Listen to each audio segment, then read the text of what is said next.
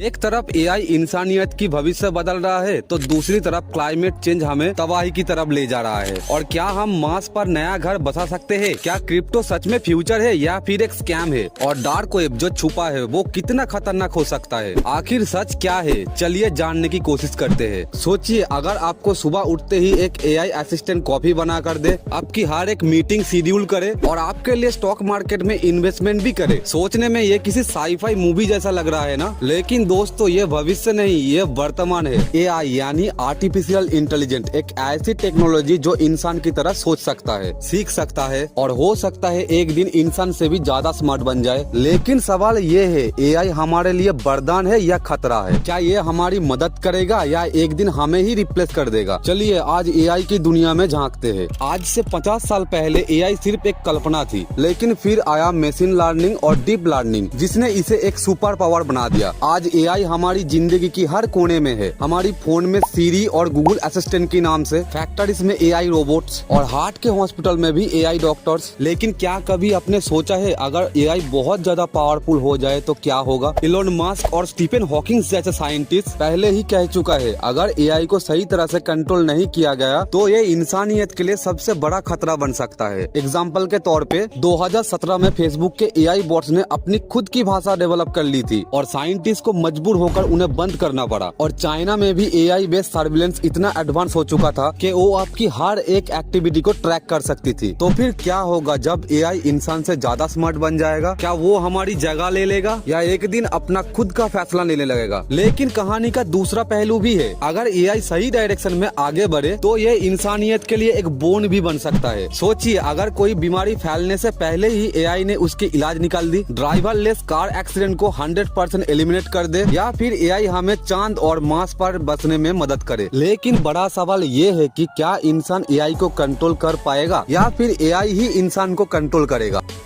Climate change एक warning नहीं, एक रियलिटी बन चुका है। लेकिन क्या हम अपनी दुनिया को बचा पाएंगे? इसके लिए हमें जानना पड़ेगा क्लाइमेट चेंज का सबसे बड़ा कारण, इसका हमारे जिंदगी पर असर और सबसे जरूरी इसका सॉल्यूशन। एक वक्त था जब धरती पर सब कुछ परफेक्ट था, लेकिन फिर आया industrial revolution. Factories, cars, power plants सब ने मिलकर हवा में ज्यादा से ज्यादा कार्बन डाइऑक्साइड बढ़ाना शुरू किया और ये गैसेस हमारी अर्थ के टेम्परेचर को धीरे धीरे बढ़ाने लगे। इसकी वजह से ग्लेशियर पिघलने लगा, फ्लूट और हीट वेव बढ़ने लगा और तो और अमेज़न रेन फॉरेस्ट जलने लगा। और ये तो सिर्फ एक वार्निंग थी, आगे इससे भी बुरा होने वाला है। आज जो हम प्रॉब्लम फेस कर रहे हैं वो किसी और ने नहीं, हमने खुद क्रिएट किए हैं। अर्थ का टेम्परेचर पिछले 100 सालों में 1.2 डिग्री सेल्सियस तक बढ़ चुका है। 2030 तक अगर ये 2 डिग्री सेल्सियस क्रॉस कर गए तो दुनिया में नेचुरल डिजास्टर हर महीने होगा। सी लेवल बढ़ने पर पूरा मालदीव और मुंबई जैसे कोस्टल सिटी डूब सकता है। अगर अब भी हमें ना समझ आए तो शायद अगली पीढ़ी के पास जीने का कोई चांस ही नहीं बचेगा।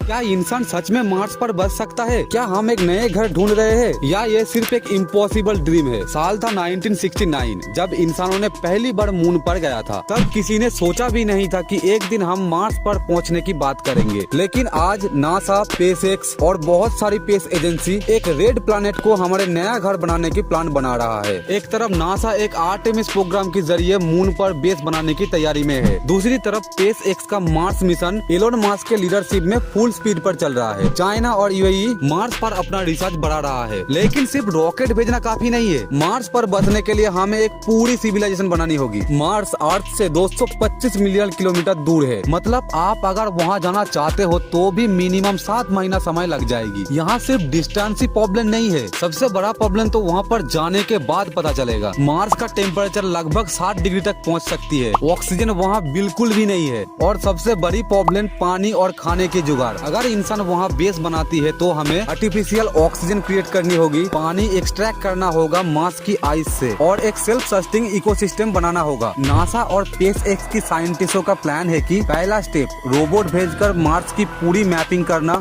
दूसरा स्टेप वहाँ एक सेल्फ सस्टेनिंग हैबिटेबल क्रिएट करना, तीसरा स्टेप इंसानों को भेजना और ग्रेजुअली वहाँ एक फुल सिटी डेवलप करना। इलोन मस्क का मानना है कि 2050 तक हम मार्स पर एक छोटा सिटी बना सकेंगे, लेकिन ये सिर्फ एक थ्योरी है, क्या ये रियलिटी बन पाएगी? जब इंसान पहली बार समंदर पार करके नया देश बसाया था तब भी ये सवाल था, क्या इंसान वहाँ जाकर बस पाएगा? आज हम अंटार्कटिका जैसे एक्सट्रीम जगह पर बेस बना लिए है, तो मार्स भी पॉसिबल हो सकता है। लेकिन क्या हम टेक्नोलॉजी को इतना डेवलप कर पाएंगे? क्या मार्स का एनवायरनमेंट हमारे लिए सेफ बनाया जा सकता है? और क्या इंसान वहाँ जिंदगी भर रह सकता है? आप क्या सोचते हो, क्या इंसान मार्स पर बसने की सपना पूरा कर सकती है? कमेंट में जरूर बताएं। और अगर आपको ये वीडियो पसंद आई तो लाइक, शेयर और चैनल को सब्सक्राइब करना ना भूलें।